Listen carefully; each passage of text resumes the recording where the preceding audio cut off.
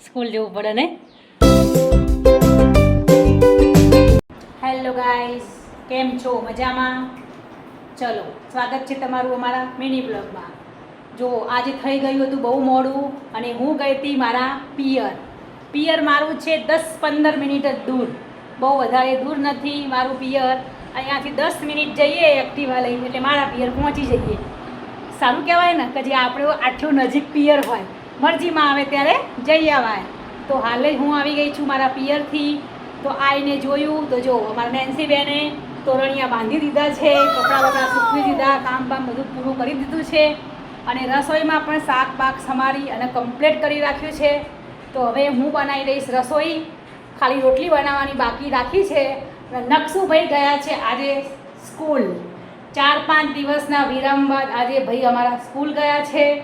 થોડું કાઠું તો પડ્યું હશે, એ તો આવે એટલે ખબર પડશે. એટલે જો અમારા નેન્સી બેને કમ્પ્લીટ કરી રાખ્યું છે. એમાં શાક જો અને આ લોટ પણ બાંધી રાખ્યો છે. હે ને, ઘરમાં એક દીકરી હોય ને તો મમ્મીને ગમે ત્યાં જવું હોય તો ચિંતા નહીં. એટલે મારું કામ આજે આસાન થઈ ગયું છે.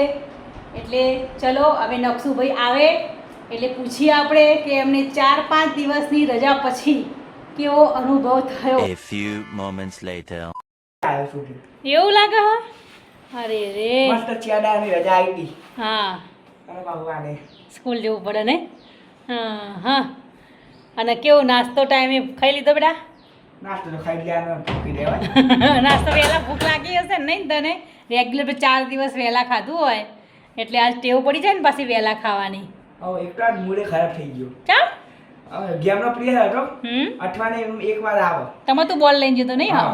અને વરસાદ પડ્યો, સાહેબ બાર રમવા ના લઈ ગયા. એટલે વરસાદ આવવાથી 4 દિવસની ખુશી હતી રજાની અને આજ એ દુઃખમાં ફેરવાઈ જઈ એમ કે ગેમનો પિરિયડ રમવા ના મળ્યો મારા દીકરાને.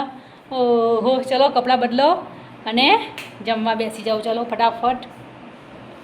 નેન્સી બેનને કંઈક વાગ્યું છે, એ સવારની કે મમ્મી દુઃખ જો મને ખબર નહીં ખુદને ક્યાં શું વાગી ગયું. એવું હા? તમે કહો જો કે આ શું કઈને નખ વાગ્યા છે કે કંઈક કર્યું છે.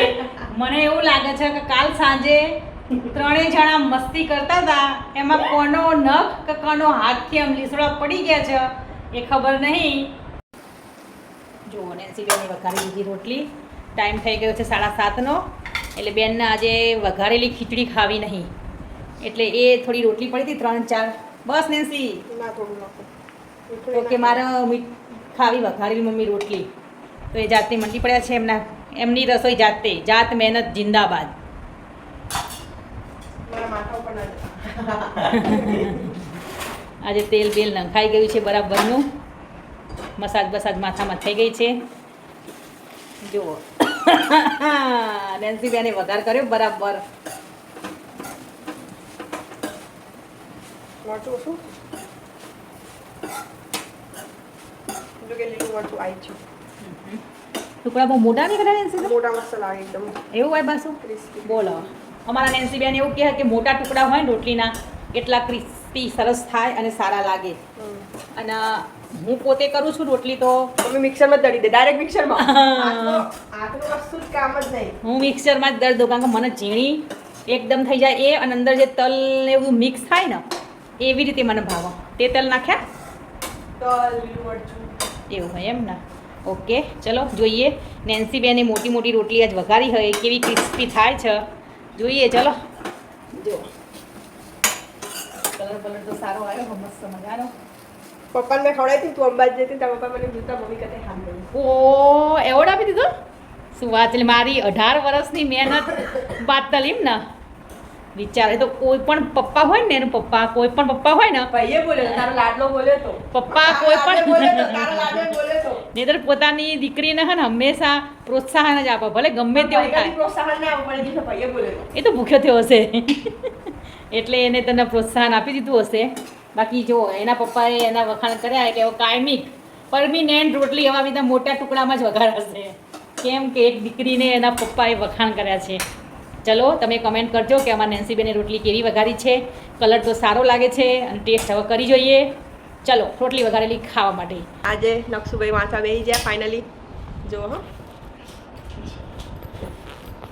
હો નકશુભાઈ અને આ ભાઈ જુઓ ચમ જતા રહ્યા પહેલા પતી ગયું એવું એવું હા નકશો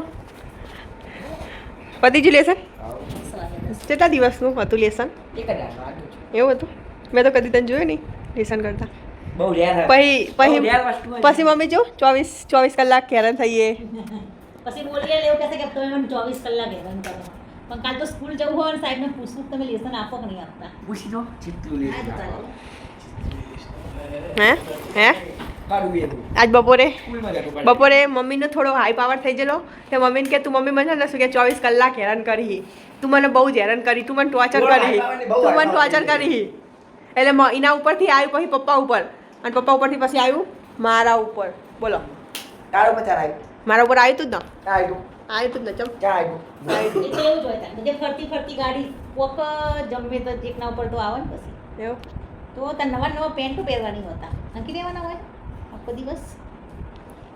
હા તો નકશુભાઈ જે રોવાની મજા આવી હતી બહુ મજા આવી. જો તમને અમારા વિડીયો ગમતા હોય તો લાઈક કરો, શેર કરો, સબસ્ક્રાઈબ કરો. Bye bye.